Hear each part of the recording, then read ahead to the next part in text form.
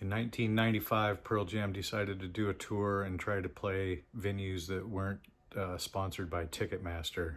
Became known as the Sponsored by No One tour. Ed was really excited about doing pirate radio at this point, and we ended up bringing out a van called the Monkey Wrench van that had a pirate radio station set up in the back. And I was driving in the van with Ed and a guy named James that kind of set up and ran this. And the thing I remember most about that tour is just driving to the shows and the three of us hanging out in this van, trying to get to these little cities that weren't like normal stops on a tour. The first one was in Casper, Wyoming. We left a couple days before that, got a late start. I remember the first night we stayed at my friend Chuck's house, him and his roommate Ed, in Coeur d'Alene, Idaho.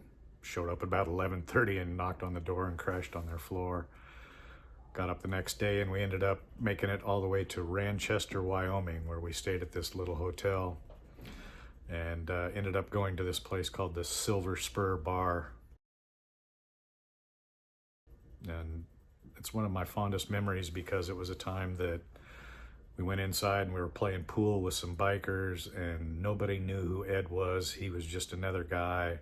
And during that time, like the height of their popularity, it was pretty hard for him to go anywhere without being noticed. And so to see him be able to have an evening and just hang out and be a regular guy was really, really cool.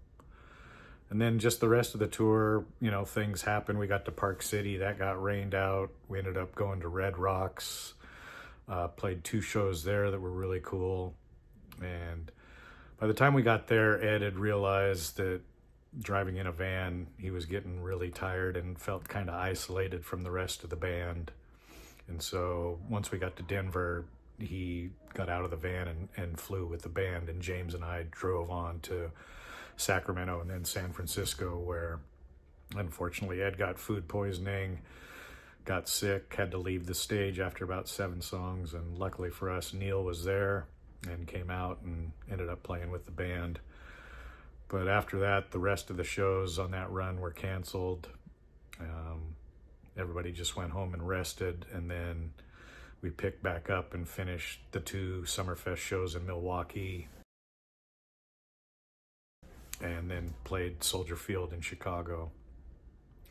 And that wrapped up what was initially supposed to be that start of the 95 tour. Then the band, minus Ed, went to Europe and did the Mirrorball tour with Neil, and then in the fall and in the winter we made up the rest of the dates for the rest of the 95 tour. But like I said, mostly I just remember the Monkey Wrench van, and it was just this old van that Ed told me that I think it went out on the Mike Watt tour with the Foo Fighters and Hovercraft. He said that they got like 15 cans of silver spray paint and just spray painted it silver.